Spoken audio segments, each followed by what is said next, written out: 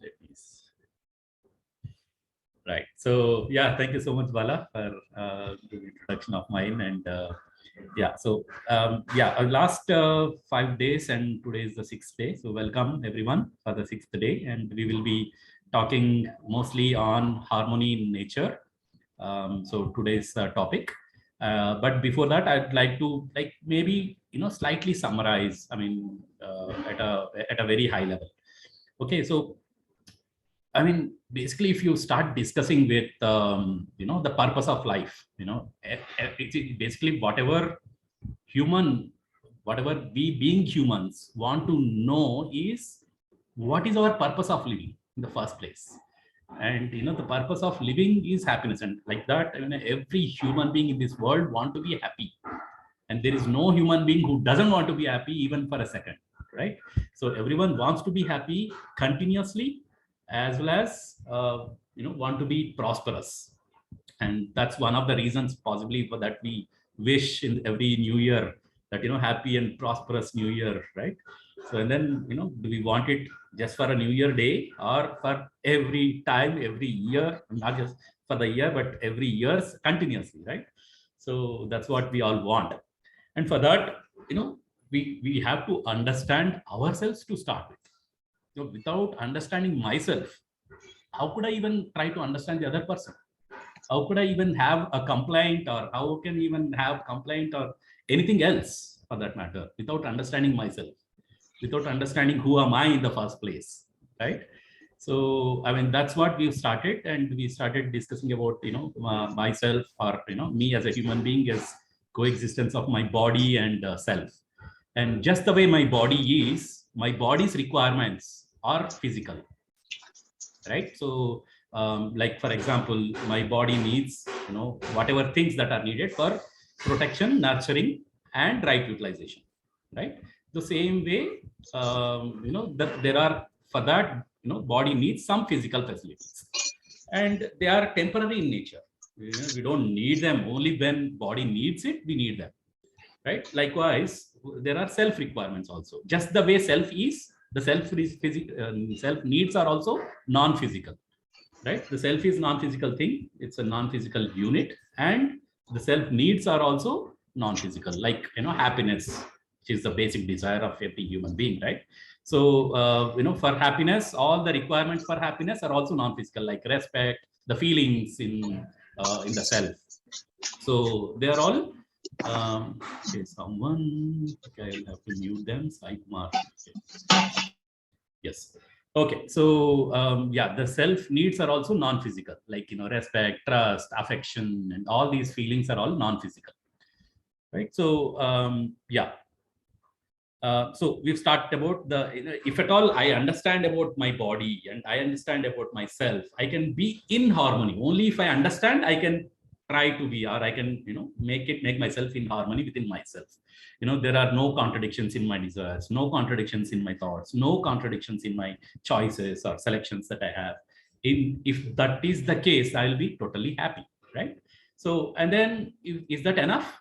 Not really, right? I mean, I live with some people in my family, some more people in my family, right? So who are those people? It could be my blood relation, or my my better half, or people around me, my kids, my parents. So if I have to be in harmony, it is me who have to understand the relationships, my relationship with them. Only when I understand my relationship with them, I can be in harmony with them, right? Unfortunately, when we don't do that, we try to expect that relationship, harmonious relationship from the other, which is not in my hand. It is there in their, not in, it is based on their understanding. So what is there in my hand is my understanding and my behavior with them, right? So that is what, and we started discussing about the feelings in relationship, and try to have a definition of each of these feelings, and understood that it is me who have to understand the feelings in relationship with my family members. And then we try to talk about society, which is little outside the family. In fact, society is a group of families living together for a bigger harmonious place, right?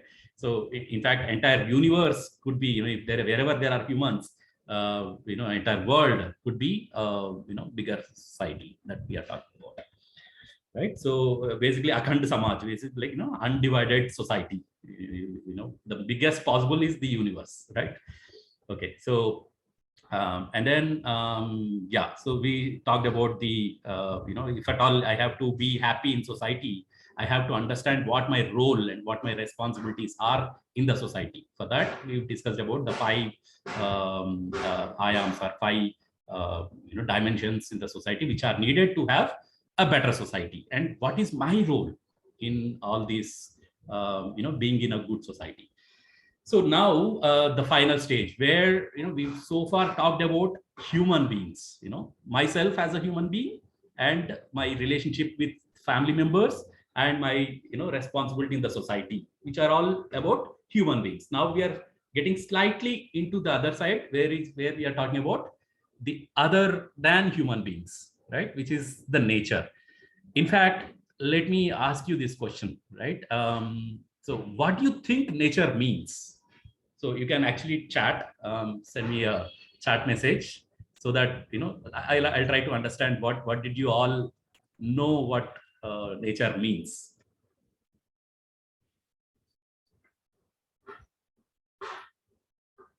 What do you think nature actually means? What all things that consist of nature?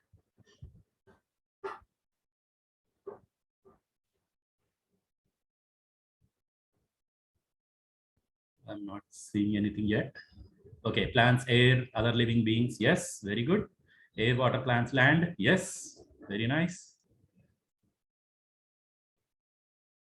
Everything that naturally exists in our environment. Very nice. Yes, closer. Air, water, land, light. Yes, perfect. Everything around us. Yes.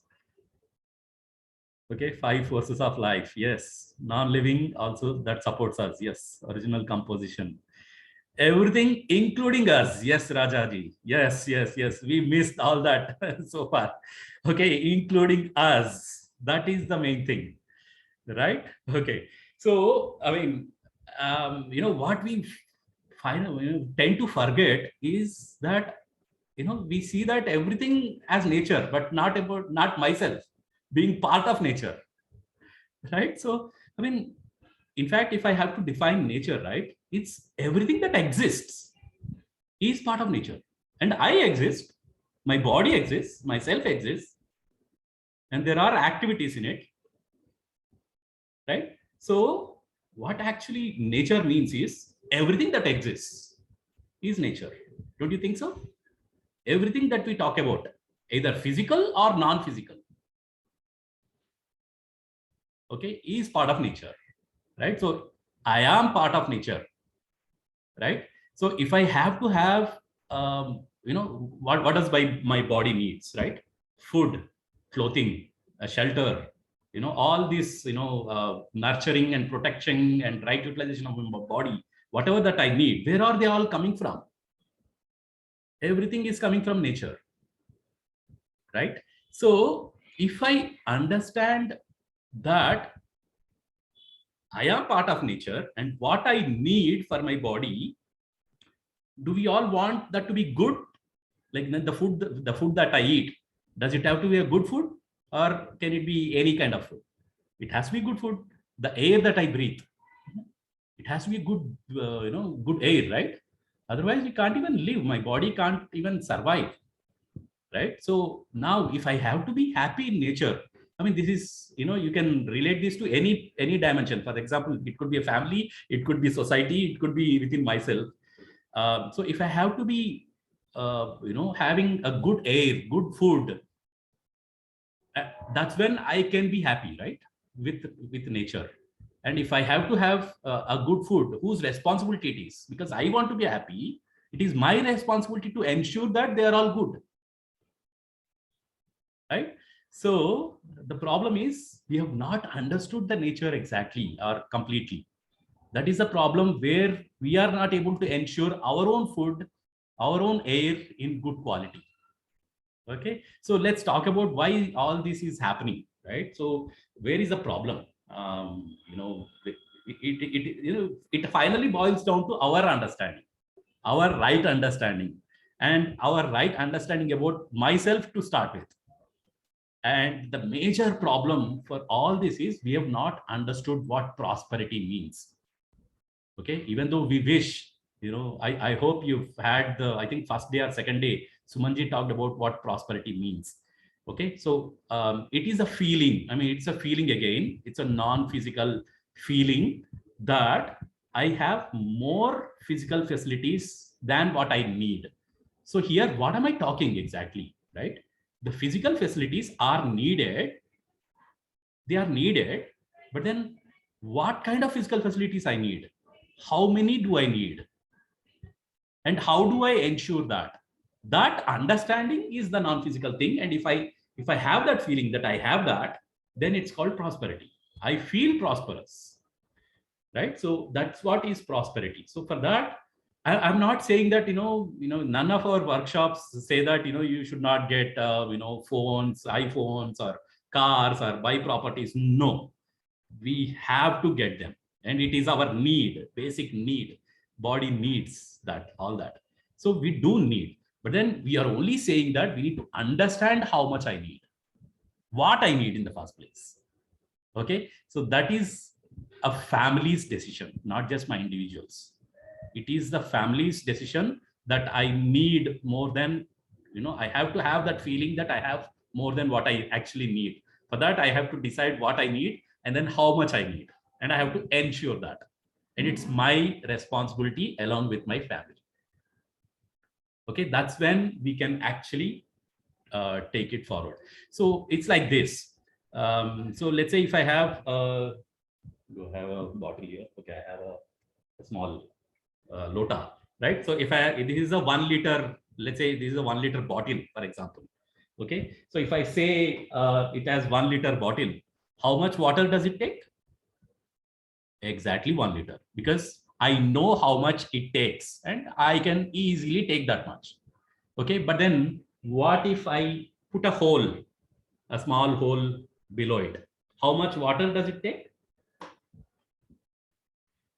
It keeps on taking, right? It never gets filled. But then we conclude that it needs unlimited water. Do we have unlimited water? Where does that water come from? Nature, obviously. Okay, water is there on earth. Earth itself is limited in size. Where do we get unlimited water? If everyone feels that I need unlimited things, okay, if everyone feels that I need unlimited things, do we have unlimited earths in the first place? No, right? So the problem is we have not understood what I need and how much I need. And that's why we keep on accumulating things. I never knew how much I need, what I need in the first place, right? Okay, so if I know what I need and how much I need, I will get exactly that. I will ensure more than that. And it is much more better. And if we all actually do that, right, everyone in this world would be much more prosperous. There will be no issue at all living. I mean, I'll give you a small example. Like if you plant, like if you have a single mango seed, okay, to be planted, and all you have to do is just plant it, take care of it for 3-4 years. And how many mangoes does it give in 3-4 years? Thousands, right? Will we be able to eat 1,000 mangoes in a year? No, right? So I mean, basically our investment is just one mango seed, and how much profit did we get? And it's there already in nature. All the profit is already in nature. And why are we still fighting? And we could obviously share, hundreds and thousands of mangoes. We can make a business, and profit is already there in nature, right? I mean, it's the case with anything for that matter. Okay, only problem is when we don't understand what I need and how much I need, we will fight for the first seed itself. We will never plant it. That is the problem. Okay, so then because we've not understood what prosperity is, we will try to exploit the nature. And that's exactly what is happening in the nature. I mean, if you see, there are, all GMO food, genetically modified food, all chemical usage and, pesticides and all that. Why is that happening? Basically because, what is naturally available, we want, something that we want, like, faster and faster, more and more. What is this more and more? There is already more. We still want more than that. Right? Nature is already giving more. As I said, one single seed of mango tree is giving us thousands of mangoes in a year, per year. If we just have to wait for 3 years, 3-4 years, that's all. And I mean, just because we don't want to wait that longer, we want, like, more and more immediately, and that's when we tend to get more and more. We try to accumulate more and more, and we don't end up investing that small amount which is already needed. That's the major problem. That's because we never understood what prosperity means. Okay, so that's what we are going to talk about and slightly go through the slides. So as I said, what nature is like collection of all units that exists. Okay, in fact, I say self, which is also non-physical, which is also unit. Okay, so I mean, let me define what a unit also means, right? Unit is something that has activity. Okay, any unit that has activity. All the units that we see has some activity, right? Okay, we will see a little more in detail. Like, for example, if you put some iron in the air or in water, it gets rusted. Okay, and so it changes its characteristics slowly or fast or whatever. Okay, so we see water getting converted to ice, water vapor, and it's turning. So some, it's fluidic. All activities are there already. And even if you dig into the minutest particle, which is molecule and atoms, there are activities, electrons. And if you have studied chemistry or physics, all the nucleus and electrons rotating around, and it's all the energy, and none of it is being created by us, by humans. That is the wonder, right? So that energy is already there in all the units. Every unit is self-energized, and none of it is that we have created. In fact, all the forests that we have on earth, none of it is man-made. They have grown all by themselves, right? And in fact, they are ever growing, right? All the animals, all the biodiversity that we have so far is all mutually enriching. And I'll show you what actually I means, right? So if you look at, the nature, it can be, on a high level divided into 4 orders. First is the physical order or material order. Okay, so it can be like, the soil, metals, air, water, rocks, or anything that is, physical in nature, right? That's a physical order. And the second one is pranic order or plant order, like plants and trees, algae, or if you want to call other small things like fungus also as plants, right? So all that consists of plant order. Okay, they are there also.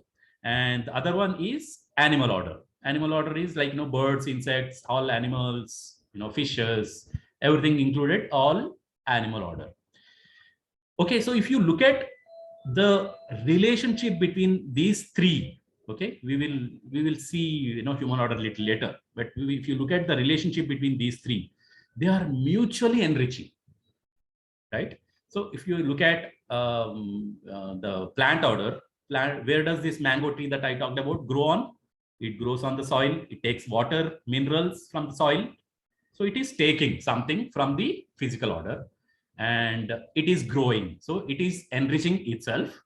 And once it grows, all the leaves and mangoes or seeds that fall off from it, and even after it dies, it falls off from the soil and it enriches soil, right? So much so that all the biomass that gets in the soil makes the soil much more enriching, so that it can grow much more trees, right? So that's how the forests have formed.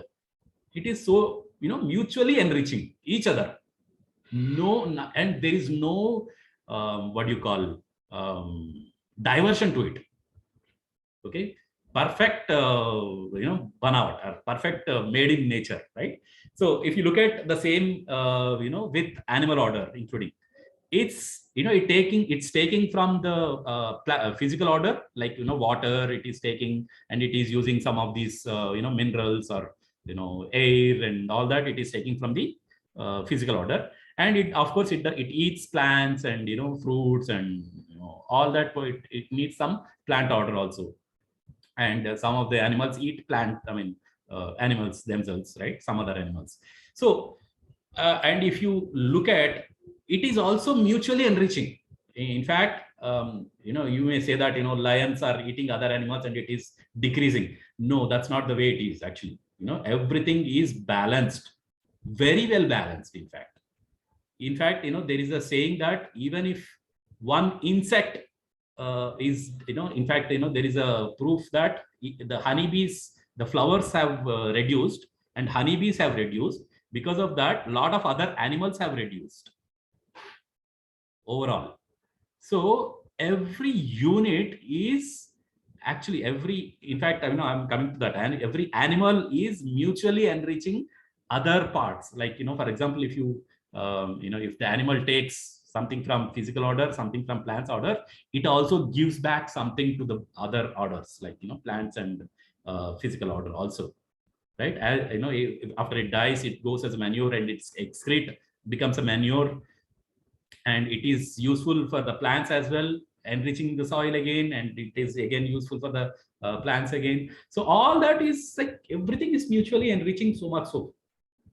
But then the human order has come into picture now.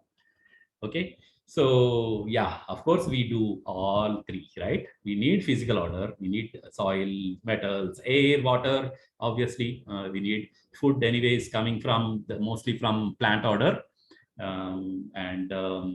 What about animal order? Like, we are taking so much, we are using them for so many purposes. For maybe for farming, or some people pet them, some people use their meat or whatever, right? All that we have taken from the animals, and then what are we giving back? Okay, so if you see, what are we giving back? Big question. Okay, it's a big question, right? So I'm not saying that we really need to give back. Okay, all we are trying to say is, if we rightly understand what prosperity means, how much we actually need, and if we live coexistentially with the other units. For example, okay, so the mango plant may not be able to give rise to other mango plants by itself. So we eat the mango, so it is again useful to us, and plant the seed. That's the some effort from that is needed. That is like being living in coexistence with other orders. The seed is like maybe a physical order to start with, and it becomes a plant order by itself. All we have to is ensure some right environment around it. So right minerals, right water at the right time, right protection from the other animals for some time. And all that we have to do is just that. And if we do that, we are living in coexistence with other things. And I've just taken mango tree as an example here, and everywhere we can actually live like that. And if we don't understand that, we try to exploit, dominate the nature.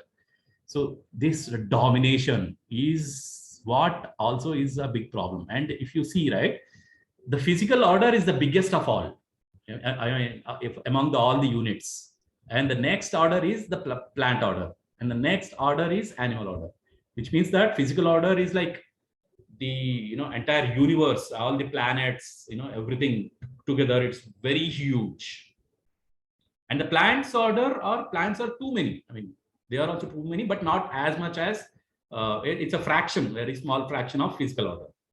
And if you see, the animal order is the smallest of all other three, right? Human order is it's the smallest of all, basically.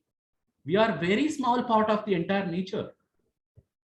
And we are the ones who are causing the, the mutual enrichment, and we are, not able to live in coexistentially with other units. Basically, because we have not understood what, this coexistence actually means, and samruddhi, that prosperity actually means. That's what is the problem. Okay, so for that, let's try to understand all these orders. I mean, how are they constituted? How are they? What are their characteristics? And as I said, like, first thing is to understand what I need. What are these physical things in nature? Once we understand, then we can analyze how much I need. Then we can actually try to procure them, or make them available to us by right understanding and by right work. Okay, so this is a major difference between working with, not, we don't actually work with humans, we behave with humans. Okay, this is one thing that we will have to slightly understand.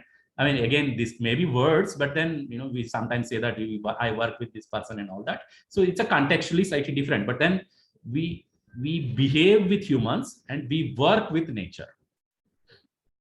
Okay, whatever that we work on is on the things, with some other things in the nature, other parts of the nature, except human being, right? So that's what I wanted to clarify.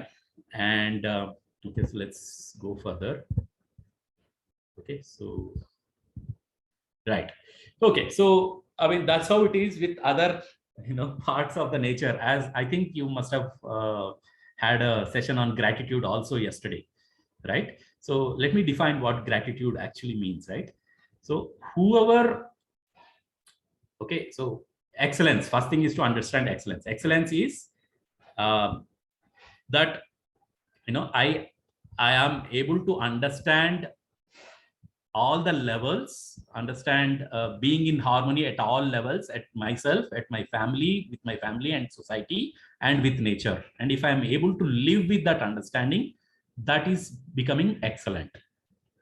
Okay, so living with excellence is something that we all want, right? For that, so we need to understand all these levels, right? So, but then there are some other people that who have helped us to achieve our excellence. Without other people, without other things, we would not have achieved excellence, right? So for those things, we have to have a feeling called gratitude. There are so many people who have helped me to achieve whatever that I am right now, whatever that I'm speaking, my language, whatever that my behavior, whatever that I am doing right now is because of someone else, right? Somebody helped me to do that. My parents. See, first thing is my parents, right? Whatever language, so that's why we call it as mother tongue or matrubhasha, because that came from my mother, right? So we have to have gratitude, and all the care, nurturing, and protection that I have had when I was kid, and all through these 3 years. In fact, I still live with my parents, me being 47 years now. So I mean, just giving you my way of living. But so I mean, how much gratitude that we have to our parents, and whatever knowledge that we have had with our with our teachers. So many people who have given us so much knowledge, how to live, all the skills that I've had is because of someone else. And don't we have to have gratitude? And so these are all coming to people, gratitude towards people. And how and what about nature? So much, everything is naturally coexisting, right? Water is there, because of hydrogen and oxygen fine bonding together to form a water molecule. If it had not coexisted with each other, hydrogen and oxygen had not coexisted with each other, and if there was no such bonding, we would not have had water at all, right? If the trees have not coexisted with soil, and if tree says that I don't want to stay on land, would it be possible for it to grow? No, right? So I mean, it is nothing that we have done, right? It is already that coexistences are there. And don't we have to have such gratitude towards all these material also, right? I mean, first of all, do I really have gratitudes towards my parents, my family members at all? My better half, whatever that I am doing, right, by work, if my wife or someone has not allowed me to do so, I would have been nothing, right? I mean, and she's allowing me to, talk to you in the first place. And, she's making me so much comfortable by ensuring that I have enough food, enough, feelings, and everything in our family is an opportunity for us to live in harmony, actually.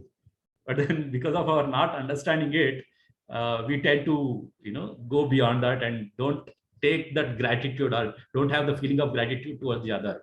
So, I mean, again, so what are we, we are taking so much from our families without even having a feeling of gratitude towards the other.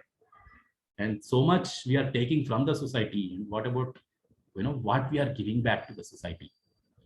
And when we are not able to do that with our own, with the people itself, what else, what can we do with nature? So first thing, I mean, this is what I wanted to tell you. First thing is understanding the human being before understanding the nature. Relationships is very, very important before we understand or living in coexistence with nature. Okay, so for example, I will tell you something, right? Some instances where, Diwali or, Holi and all these festivals that we celebrate. Okay, so there are a lot of damage that we do, I mean, to nature in the name of celebration. Okay, so I mean, of course, we know that we do damage, but what is more important there is the relationship. Okay, when we have that understanding. Okay, yeah. So before we have that understanding, do we have good relationship in the first place? Did we understand that relationship is the priority? When we stick to that, I don't want to fire crackers, I don't want to use this holy, that chemical based colors and all that. And if we force on that, we are missing on the entire fun that we are going to have with our family, right? So first thing is to ensure that relationship, and we can actually we can discuss about that, the harm that we have if at all we use some chemicals or whatever with the family, and ensure that we do that celebration with something else. So that's the one thing that I wanted to convey. Okay, so before I go on, I would like to take some questions. So I've given so much content as of now, and I would like to take on a few questions from you all. So you can unmute anyone or raise a hand so that I can see and take up your questions.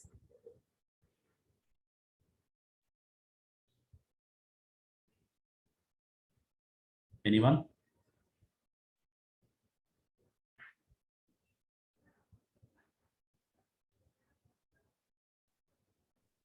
Sir?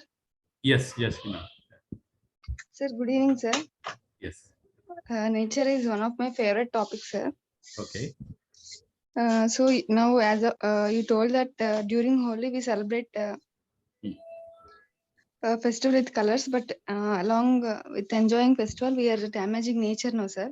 Then how can we tell to our family members with values, how can we enjoy the festival? Okay. Okay. So Holi is just one example that I've taken, Holi and Diwali and all that. See, but what I'm trying to say is, if I am able to understand what actually I need, right? If I am able to live in coexistence, just I am able to live with that is not enough. Okay, just I'm living with that consciousness, or I don't use plastic, or I don't use chemical holy, or I don't fire crackers and all that. That's not enough, right? So that right understanding, even if I have, what is the use if if I'm not able to convey it to the others? First thing, right? So for that, before that, what I need is good relationship with my family. Otherwise it would not be possible. Without having good relationship, it would not be possible to convey what we understand. First thing is to ensure that we understand it. Okay, so let's say if I have understood it right, making sure that I understand, I live with it. Okay, so if I live with it, obviously people would, in fact, before joining you and we were having that discussion. If I am living with it and I feel happy about it, people will obviously notice it. They will see that I am much more happier than them, and they will come and ask, how are you being so happy? Then I will say that, okay, I don't use plastic and I'm living healthily, I'm living happily because of, not using plastic, and I'm able to do a lot of other things. If I show that, people will obviously, follow us. As I said, like, Shiksha Sanskar, yesterday we talked about in society, right? Our kids are our family members, even if it is our parents, right? We don't have to force them. I mean, if you tell them that, don't do this, don't do that, and that's not going to work. That will never work. In fact, it will works only if we live and prove that it actually works.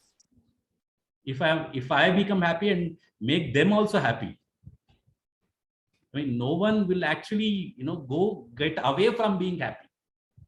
Will anyone here? Right? The problem is, I get away being happy only if I don't see that there is happiness here. Everyone is like that. Okay, so it becomes our responsibility that I am not only happy being here, and make sure that other also understands that they can also be happy by being there, whatever that we are doing. Okay, unfortunately, they may have not had that opportunity, and let us give that opportunity by living ourselves. Yes, sir. Thank you, sir. Right? Yes. Yeah. Giri, I can call you Giri, right? Yes. Yes. 5 minutes back, it was very nice of you that you were expressing that your gratitude towards your spouse. What I would like to say here is, seldom people understand what others in the family, how they facilitate us to be what we are today, especially the spouse. Yes. And more so, an element of a lot of humility is required in a human being to first of all give credit to who has made me what and why am I what today. So first, Absolutely. I would request you to add humility and dwell on it more in our next sessions. Humility Sure, sure. is the first thing that will allow us to see the relationship in its true essence. If there is no humility, I will not appreciate what Giri is saying, what Ram is saying, what Devika is saying. So I would request you to dwell more on this concept of humility in relationships concept more. And one more main thing is honesty. We are all participating, but it's very beautiful to keep telling each one of us, oh, I'm good, I'm that, yeah, this, blast. But how honest are we with ourselves? Yes. Absolutely. Am I like you said, when you're saying happiness and share, like when they watch you, like with I think somebody asked you about how do I make my family members understand when I'm trying to tell, let us not burst crackers. So what I'm saying is, when somebody is watching me in the family, that other person's humility or my level of humility also is very important. So we don't have control over the other person's level of humility. Yes. But we have to Absolutely. continue remaining humble and Yes. continue what we do. So I would Yes. request you to dwell on this. And thank you very much because that you gave this credit. Seldom it happens. I would Yes. like to add also that it may sound very different, but then very few men do that. So, I mean, when you're talking about this humility, being in humility with others, and especially with the family, so I'll tell you my own example. The way I live with my family, it was a little difficult. I mean, I was more environmental conscious, and I do a lot of other things. Well, like the way Bala had introduced me, it was difficult for me, and not only difficult for me, I made my family also in a difficult situation. Right. So that's when, that, I mean, and it's possible that relationships may also get broken.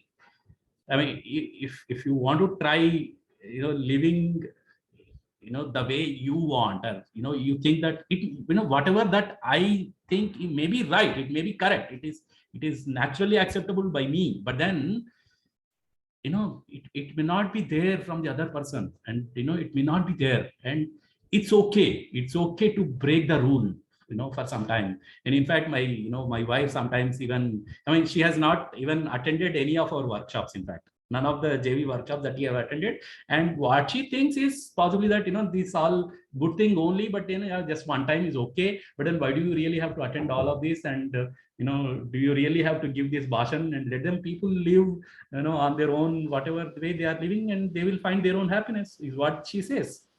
I do accept it, basically. But then, see, I can't really negate that. Okay, no. Whatever that I am doing is good. Whatever, you can't really do that, right? So, yeah, those Very things are all there. Very true, sir, because I cannot impose my opinions. Exactly. That is where, and very, very often, Giri's family, every spouse, I feel that in every family, there will be, my husband need not sit through with in this workshop. I cannot compel him. Right. Exactly. This, let them come to you. That is what is more needed, right? Yeah, this is not to the workshop. Yeah, this is where the clash starts. Yes. See, somebody may like cricket, somebody may like Bharatanatyam. Huh. So when we are watching TV, there can be clashes. So this is what I'm trying to say, sir. So what happens is, it's very nice that, and we need not, why should everybody have common interests? Otherwise, why would Giri be Giri and Jyoti be Jyoti? That's the thing. So it's not, if you're talking about bodily things, right? It is never possible that everyone will have the same, wants and same desires exactly. It is, we can never be unique in that sense, in the physical sense. Yes. That's what so it's always, if you are looking at only at physical things, it's never going to be commonism anytime. Differences are not to be seen as something that tears us apart. Yes. Differences have to, when it is respected. Yes. That's where the beauty lies. And the thing that we have to do is we have to be complementary to each other. So, like, for example, you said, like, I like cricket, and my wife likes Bharatanatyam, for example, as you said, let's try to be, watch both, or, maybe, it's possible that both of them can be combinedly watched, doable, or something like that. We can figure out. There are lot of ways that we can figure out, having both, having both commonality. We can come to that conclusion, come to that commonality, whatever. So it's very much possible. It's just that we don't see that. We fix on our stand, and this is what I need, and ignore the other. So anyway, so that's going a slightly different topic there, but yes. Okay, so any more question? I think I can go forward now. Okay, so let's discuss further. Okay, halfway through. So let's try to understand the harmony in nature as a whole. Let's try to see these orders, 4 orders that we have discussed so far, and what are the units that make these orders together, and what are the activities that happen. Like, as I said in the first, right, every unit, it's called as a unit because there is an activity, as simple as that. A unit is called as a unit because there is an activity. Okay, so what all activities that happen in these units? In fact, the self that we have, right, itself is a unit. It's a non-physical unit, and it has an activity. The thinking, desiring that we have, all that is an activity that happens in ourselves. So it is also a unit. Okay, so but then, since we are at nature, physical things right now, so we'll discuss a little more about these things. Okay? So in the physical order, the units that we have is, again, soil, metals, and if they are further decomposed into atoms and molecules, and atom further can be decomposed as electrons, neutrons, protons.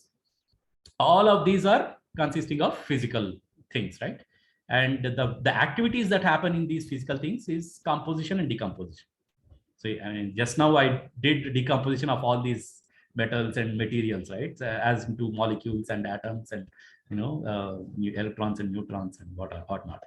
So, and they compose. Like, for example, water has been formed as between two atoms, right? Hydrogen and oxygen. Okay, so two atoms of hydrogen and one atom of oxygen form water. So they compose, and they can be separated also, right, by certain chemical process. So they compose, composition. Even in fact, any rock get silted, and they become part of the other soil, and silt has been formed.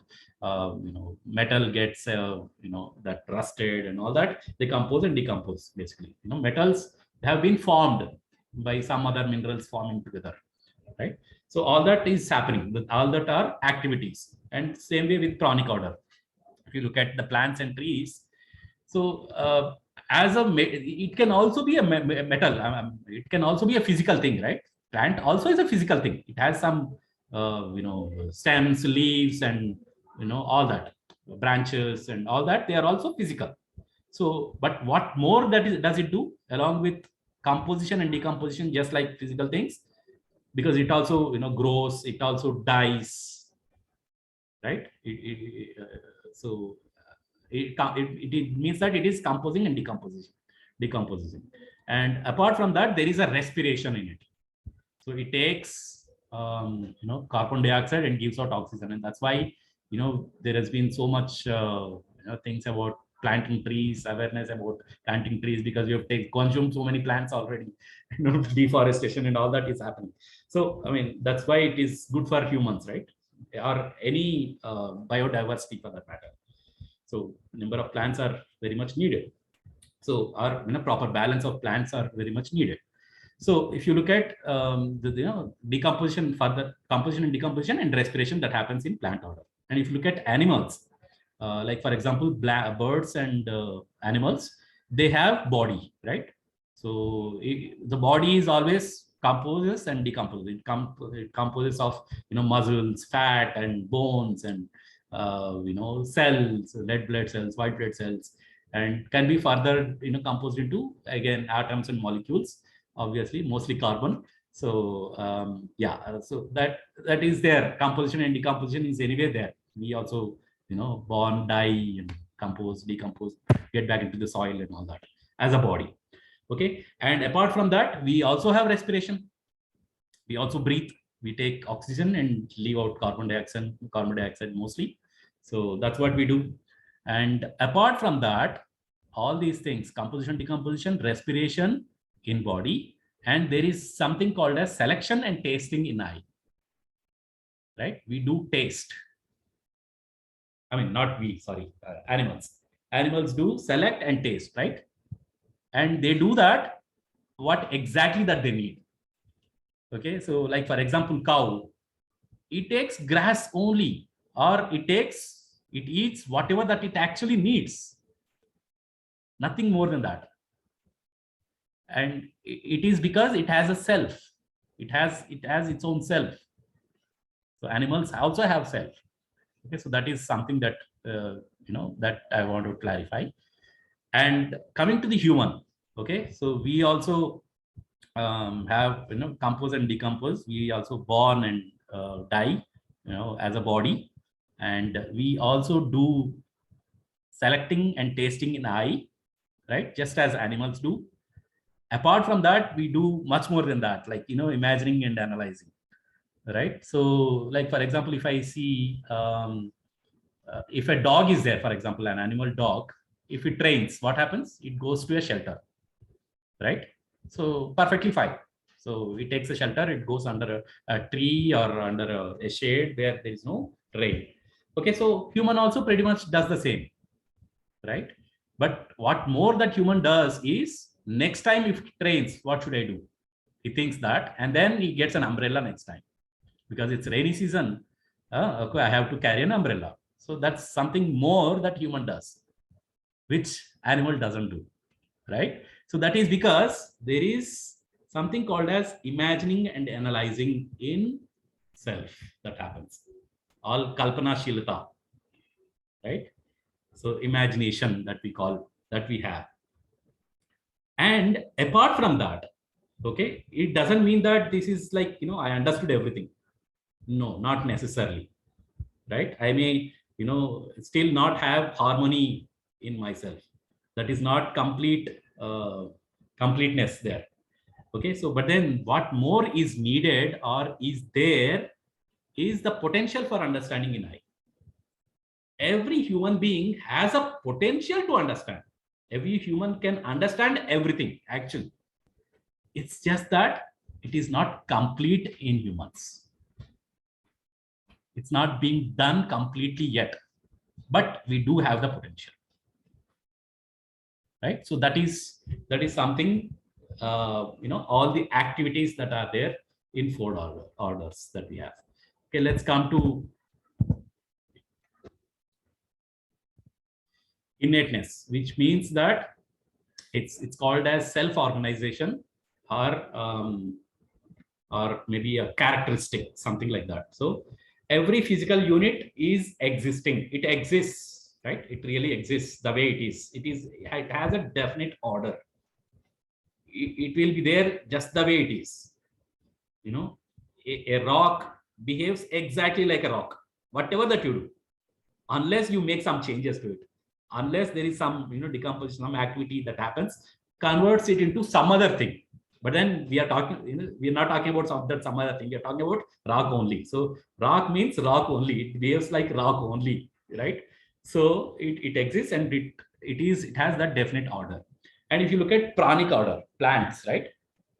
They are also like, plant order. They don't behave something else. Like, for example, if you plant a mango seed, what comes out of it is a mango tree only, not the other tree. And almost every mango tree gives mango fruit only, unless we do that, genetically modified or some chemical, that seedless things and all that, right? Unless we do that, it's a human that is a problem there, right? So I'm not talking about that. So, and a tree behaves exactly like a tree. It also is in definite order, and it is, it is enriching itself, and it is enriching other units also. So that is the innateness or self-organization of the plant order. Okay, so if you look at the animal, right, it is also, it has a body, and there is something called as will to live in every animal. Okay, that doesn't go. Every animal that has a self, you can notice it. If you go, carry a stick near a dog, what will it do? It will bark back at us because it is fearing that we may do something harm, right? So it is fearing, and it wants to live, right? It is there. It can be easily be visible in all the animals which has a self, right? And if you look at the humans, we are also pretty much the same. Like physical order, pranic order, animal order, and will to live also is there. We also want to live, right? But then how we want to live? With continuous happiness and prosperity. Okay, so we will to live is there, but then are we able to live? Not yet, because of that potential is there, but we have not reached it there yet. So for that, we need to have that right understanding and right feelings, which is not complete yet. Only when we have that right understanding, we can ensure that right feeling and thoughts, and with our behavior, we can live in that continuous happiness. And that's not complete yet, and we still have to work towards this. Okay, that's our innateness. And in fact, we call it as, I don't want to, it's all words. I mean, let's not get into words, but then it's my understanding. The word called as dharma, right? Dharma is something like, what cannot be taken out from any unit. Okay, for example, dharma of physical thing is to exist the way it is.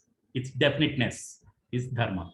And the same way, whatever that innateness that I talked about is the dharma for plant order and animal order. And the dharma of human being is, willing to live with happiness is the dharma. No human being doesn't want to be unhappy. Right? Every human being wants to be happy. That's the dharma. Or living with that is ensuring dharma. Okay. So, I mean, it's again, let's not get into the traditional kind of thing. It's just, I'm just giving you some hint there. Okay. So inheritance, which means that how does it all happen, right? All the units, how they are formed, what are the activities and the self-organization, how does it actually happen in all these four orders is based on this inheritance. How does it get it? How does that get it? Okay. So every physical unit is based on its constitution. Like, for example, as I said, water, only if hydrogen and oxygen mix or bond together form a water. So it is based on its constitution, what it has, right? So that's how the physical things are formed. And the pranic things are seed based. Okay, just the way, its seed is, mango seed gives mango tree, neem seed gives neem tree, right? So it's a seed based. Whatever seed that we put, we get that kind of plant or tree. And animals are breed based. Like Khargosh Khargosh is rabbit. Rabbit's newborn is a rabbit only. It doesn't be something else, right? Of course, there are some deviations here and there, some insects and all, but it is based on its dharma only. Again, it behaves just like that. And all the cruel animals behave like cruel animal only, not the other way. All the non-cruel or sadhu animals live like sadhu only. There is no deviation, and they are based on its breed. All the lions and tigers are cruel, and they are cruel, and all their babies are formed as cruel only. Tigers and lions only, right? Like, cow and rabbit and tortoise are like, all non-cruel animals. They are like that. They are based on its breed. Okay, so but what about humans? First of all, do we have that definiteness in the first place? Every human is being like a human in the first place. Are we really humans? As I said, at the definition of being human, or dharma of human is to be happy and live in happiness and prosperity continuously, right? So if it's not there, we are definitely going to be indefinite characteristics. We are not going to be like humans. Okay, so this is not to discourage anyone. I mean, we are not humans. I'm not saying that we are not humans completely, but there is a potential, right? With that understanding, there we can be humans.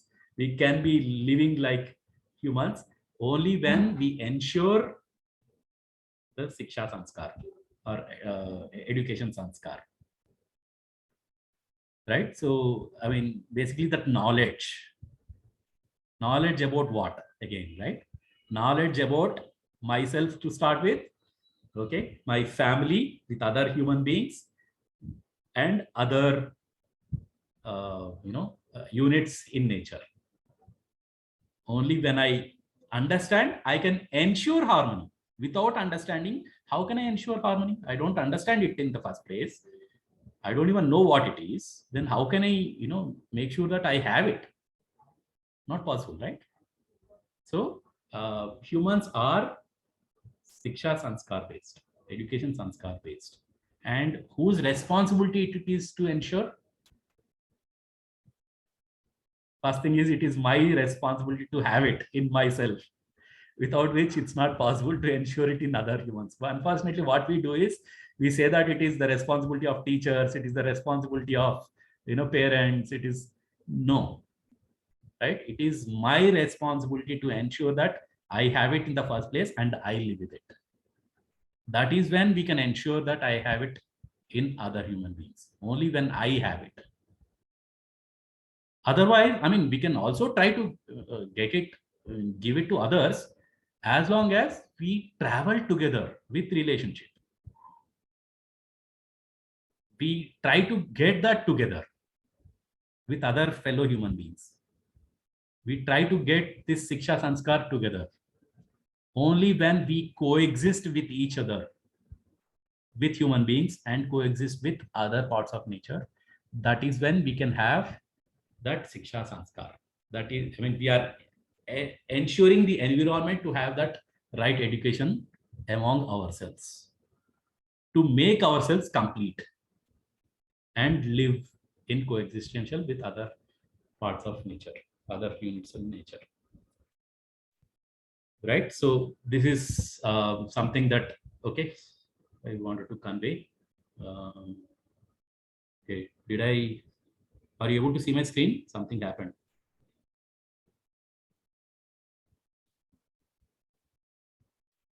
Hello? Sir, we can't see your screen, sir. Achha, I think I lost host disabled participant screen sharing. Okay. Anyway, so I think I lost my co-host permissions. Anyway, so what I'm trying to say is, that is when we can ensure the human parampara, the human tradition, right? That human tradition is something that we are, expecting. If we are expecting others to do, our teachers to do, our parents to do, that's not going to happen. It has to start from myself. Only when I start understanding myself, only when I start living with it, I can try to ensure this in, unfortunately, even though we can influence some from our parents, but the only way we can transition is to our children. That is the more possibility that we have. If not our parents, the more possibility is to have this, knowledge, or have this, tradition formed, at least from now on, with our children. Let's focus more on that. Basically, because, and that is only possible again, once I start living with it, and our children will anyway follow us. They will start imitating us. They will start following us. They will start inquiring and learning from us. And that's possible only when we understand that relationship and ensure that relationship between myself and my children. That is when it is possible. Okay, so that's what I wanted to convey. You're not able to see my screen yet, right? Let me start. Sir, now you are the co-host, sir. Okay. You can share. Yes. Okay. Yeah, it's visible. Okay, so we have another 20 minutes. So as I said, yeah, so we are like pyramid. So unfortunately, we are the smallest part in the entire nature. We are part of nature. If you consider this triangle, we are part of nature. I am part of nature, but we humans are the smallest part. And we are the ones which are causing, problems in other units, as I said, right? Okay, so that's what this thing is depicting. There. Okay, so I'll cover up a little bit on existence. Okay, so so this is actually not much discussed in this is like introductory workshops, or a small workshop. We don't have enough time to discuss in detail. Whatever that we have had so far is at a very high level, right? So if we want to have more depth of the subject, it has to be, we have to give little more time for ourselves to understand more. And unfortunately, we only have 1.5 hours every day for 8 days, which is not quite enough. But then, whatever that we could cover as a topic, we have covered, with giving a little bit of examples and all that. We could not take much, basically, because again, it's not as interactive as possible. But in nature also, I wanted to cover as much as possible, including the existence and coexistence, what it actually means. But unfortunately, I will only take little overview of it. So if at all we want to cover little more details of this, I suggest you to come forward for our. In fact, we will tell this to you tomorrow also. We have a weekly refreshers that we have every Sunday, but that's only for Telugu people. Okay, so but English we've been having monthly refreshers every first Sunday. We have monthly refreshers. So if there are any Telugu people here, they can obviously attend our Telugu weekly refreshers every Sunday morning 7 to 8:30. And those who don't understand Telugu, they can join monthly first Sunday 7 to 8:30. They can attend. We will go in depth of the subject. It could be any part of the workshop, any small part of the workshop, and we will cover in detail. So I may not be able to cover the entire thing here, so I will just give you an overview of it. So just telling you that in advance that you could attend. We may cover this topic sometime later in our weekly or monthly refreshers. So if you look at our existence is whatever that exists. It is nature that we are talking about. And it is basically divided into units and space. Okay, so one thing that we have forgotten is never talked about space. Okay, so you cannot actually make any unit completely 100% closer to each other. That's not possible, right? As we see, even within the atom itself, I don't know if you have seen this in chemistry, the nucleus and the electrons rotating around it is one atom, right? So, and there is a lot of space between electron and the nucleus itself, right? And not only that, nucleus itself has a space within nucleus, inside nucleus. So it's all, it's called as submergence. Every unit is submerged in space like that, right? So no unit, even if you talk about atom also, no atom can get 100% close to each other. No nucleus can meet each other. That's not possible in nature at all, right? Even if there is a bonding, it's a bonding between electrons only, not with the nucleus. Hydrogen and oxygen are bonding to form water molecule, right? So it's only the electrons exchange and being together and slightly apart. So, and there is a space between them. So for if something has to exist, there has to be a space, and space is there, right? Just the way units are there, space is also there. And how units are submerged in space. Whatever unit that we are talking about, it is between you and me, between my laptop, and within you may say that there is air, right?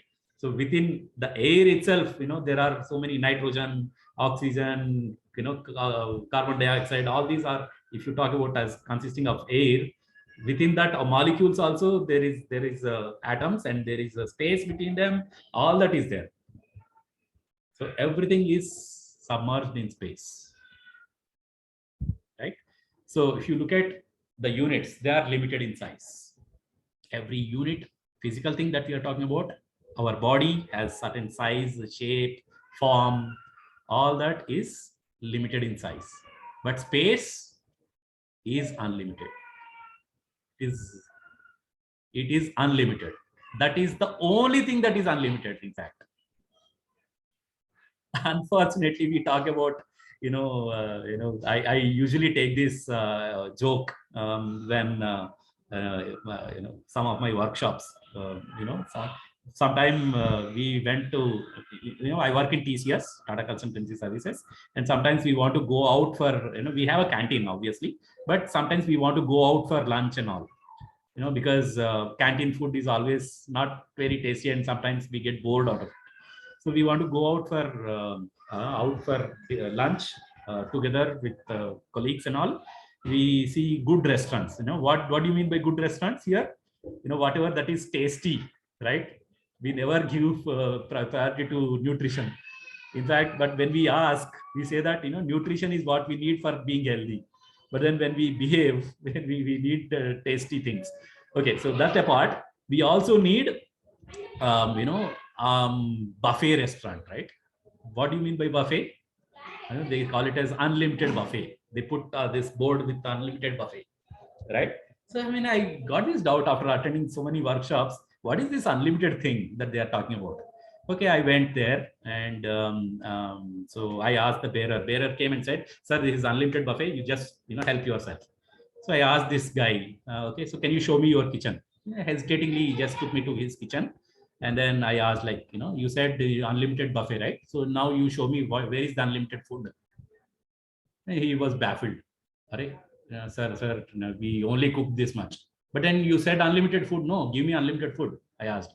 He baffled again. Sir, we cannot make unlimited food.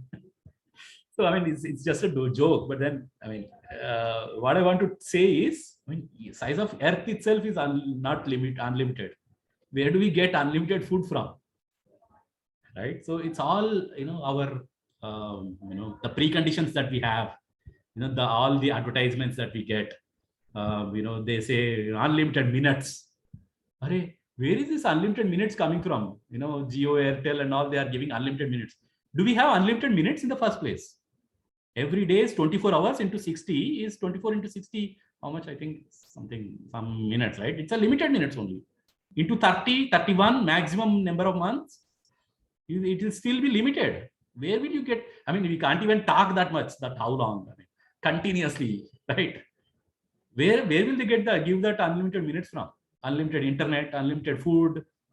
See, this is all basically this is all coming from me getting confused between my body requirements and the self requirements. Yes, they are also not unlimited.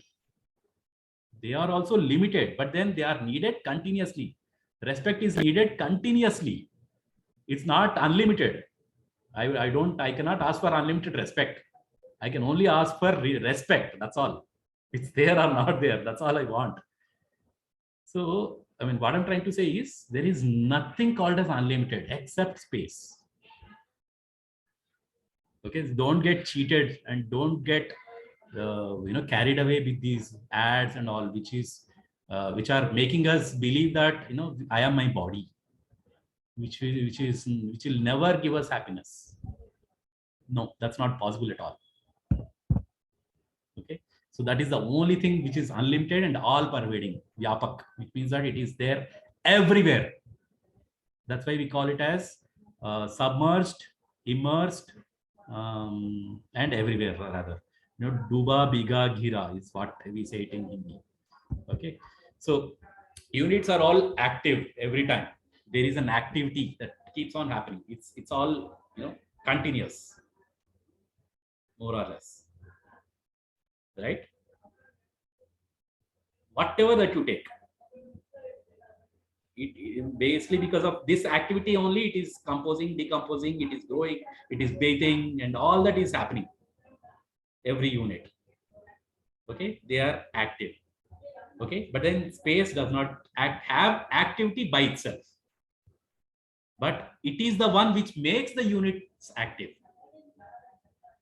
All the units are energized, are active, basically because of they are submerged in space. They are being immersed in space. Okay, so yes, this is what I wanted to convey. And yeah, every unit recognizes its relationship and fulfills with every other unit in space. Because it is in space, it recognizes and it fulfills its relationship with every other unit, except human being self.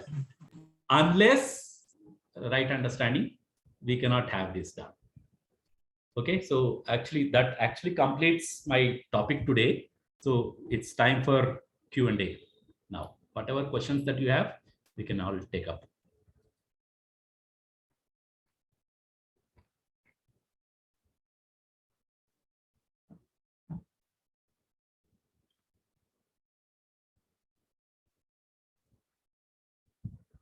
Okay.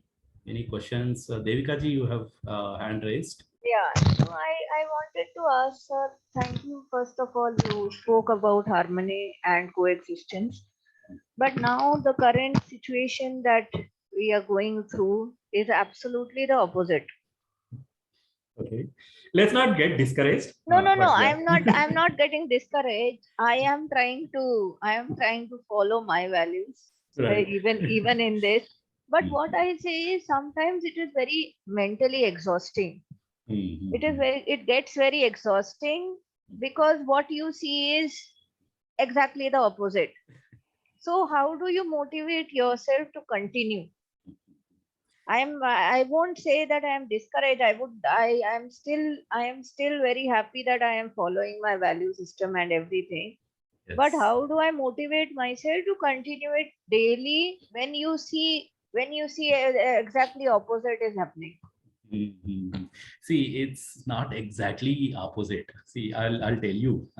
See, when we talk about, I've not covered this topic, but I'll take you this topic also, which actually will possibly answer your question also. See, we have this pollution, global warming, and resource depletion that we are talking about, right? It's all there. I mean, it's because our not having our right understanding. But let's try to understand what they are actually.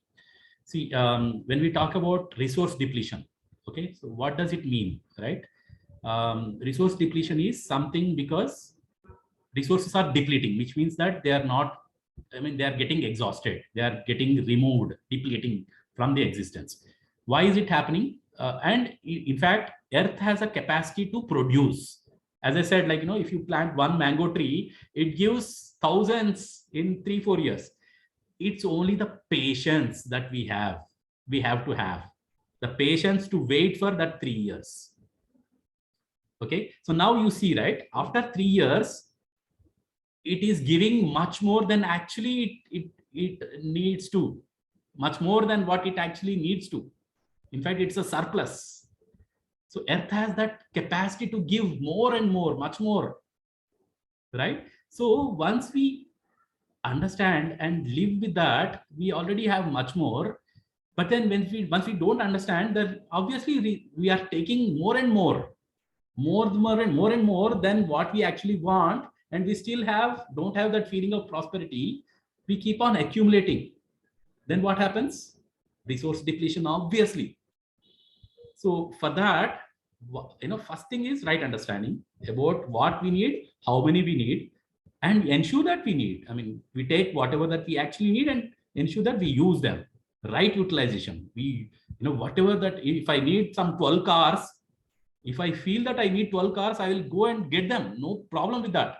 But then I need to ensure that I will use all 12 properly all the time, or as much time possible. Right. So that's fine. That's fine. And we can live happy with that. If we are using it, we will be happy. Right. So what I'm trying to say here is that there is so much of, order in place. When we try to coexistentially live with Earth, it gives back so much. And that's what will make us happy. Right. So, and if we are able to live with that and have little patience, these 3 years that I'm talking about, especially for mango tree, and few more years to live with that, and pass this knowledge to our children, and especially after understanding relationship, because that is the priority, not understanding the nature.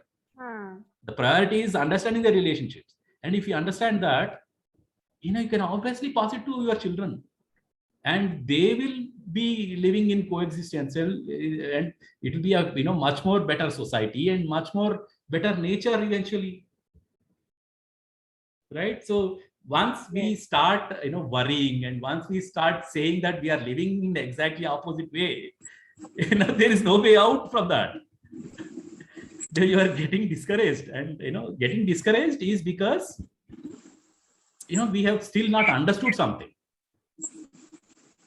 Okay, so I mean, it's an indication that you have not understood something, and you be happy because now I know I have not understood something. So that's how we can take it forward, right? Yeah, right. Thank you. So yeah, that should answer your question. And coming to the pollution I'm talking about, pollution is nothing but, when we obviously take more and more from earth, we obviously have to, produce more and more garbage. When we, obviously take more and more mangoes, or more and more furniture, we feel that, more and more phones, for example, we can't really use all of them at the same time, can we? Not really, right? So we have to discard the other one.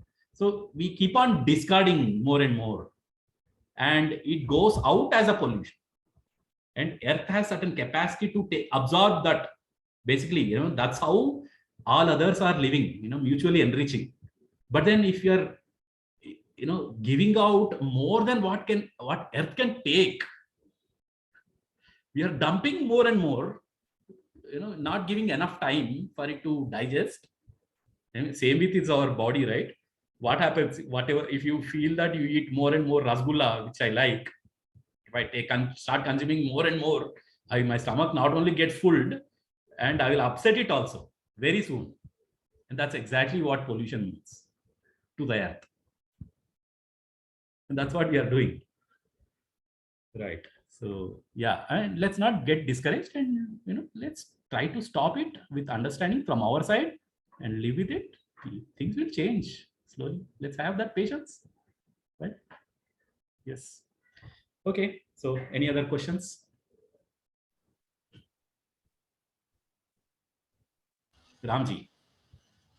Sir, I've read the line when you talk about pollution or exploiting the planet, only like 30% of it comes from individuals like us.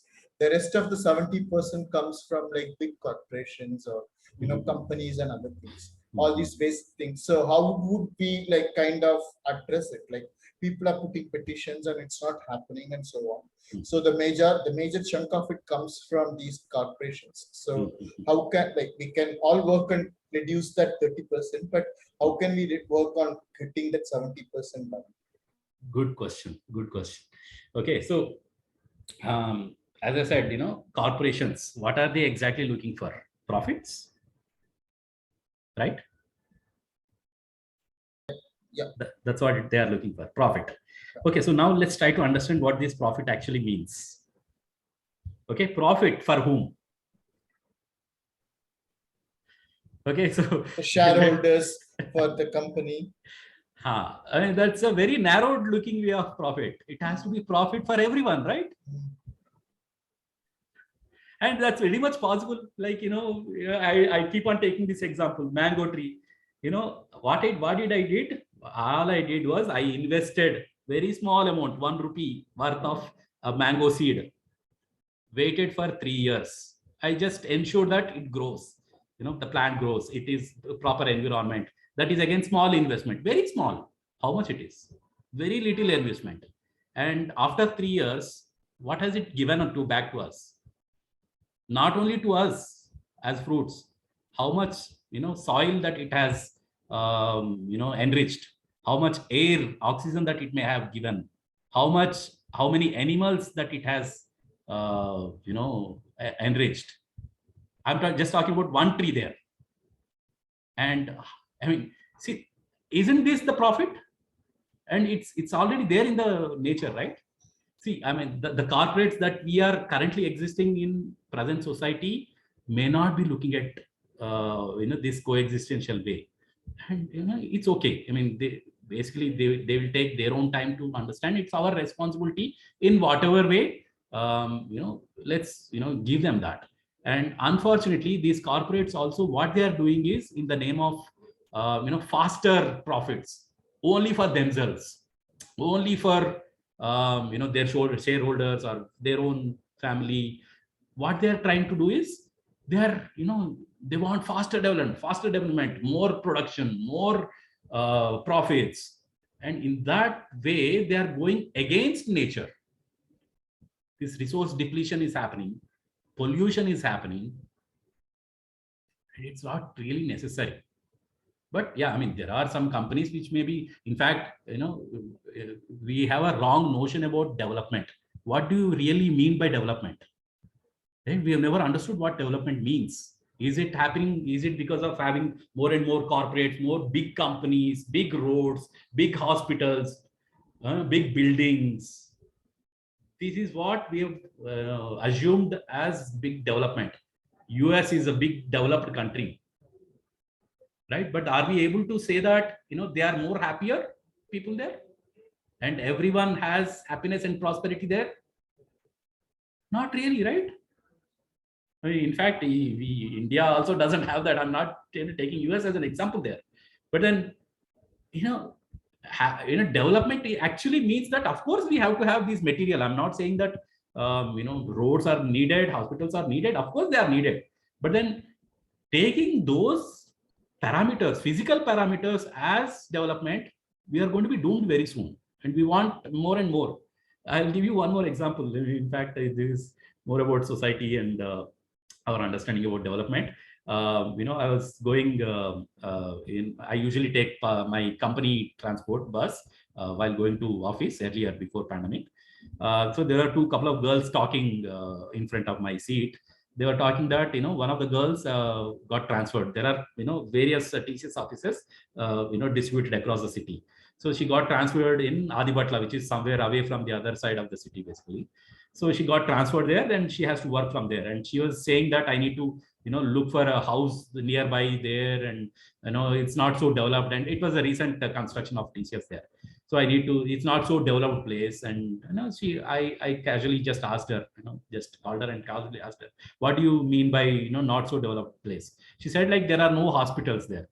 I mean, I said, like, what does it mean having no hospitals or having more hospitals? Is it a sign of health or sign of disease? Right? So what do you call as development? Having more health as a development, or having more disease as a development? When there are hospitals, which means that there are more diseases, right? So should we call that as development? So, I mean, of course, there was some other argument saying that, okay, her dad was like very old and he needs to be taken to hospital. So I'm not denying that there should not be any hospitals, and hospitals have to be there. But then our notion of having more hospitals is development is something we have to think about. Right? So yeah, this is something that we have to keep in mind. And corporates are, of course, with not very good understanding that they are, contributing in some way. Not, I mean, we cannot deny that they are not contributing at all. But then, yes, I mean, there are some loopholes, and we will do our bit in whatever way that we can. So that's my answer. Okay, so I think, yeah, I think I've crossed the time. So I'll take one more question and let's close it after that. Sir, this Sunday, may I speak, sir? Yes, yes. Giri, the thing is, Sunday, English-speaking people, I mean, those who can understand English and not Telugu, we can join, sir, on Sundays, every month, first Sunday? Yes, yes, we can. You will be intimated. And in fact, we will talk about it tomorrow. So tomorrow is the session where we will discuss more about implementation. See, we've had so much of information already in our topics. Okay, but then how do I take it forward? How do I implement this in my own life and start seeing some benefit out of it? So there may be some hurdles. I may not be able to see the result immediately, or I may not be implement it immediately in my life. There'll be some obstacles, and let's talk about it tomorrow, and how content is more or less complete. But then how is it related to me? How do I have this implemented? It's only it's there in my brain. Like, how do I live with it now? That's a big question, right? Even now. So let's try to talk about it tomorrow, and then we'll take it from there. So tomorrow also is very important. So it's not just content that's important, right? How do I take it forward also is very important. So yes, yeah, I think we can conclude it with that. So yeah, thank you so much for giving me an opportunity. And in fact, it's my happiness much more than yours, actually. I don't know, rather, but I am much more happier to contribute, to share what I have, and share to more people. It's my responsibility also, is what I feel. Thank you so much for giving me this opportunity. We'll meet again tomorrow. Thank you, sir. Nice session. Okay, sir. Thank sir. you. Thank you. Thank you. Thank you, sir. Thank you so much. Thank you, Giri. Swami, you can stop recording. Yeah. Okay. Thank you, sir.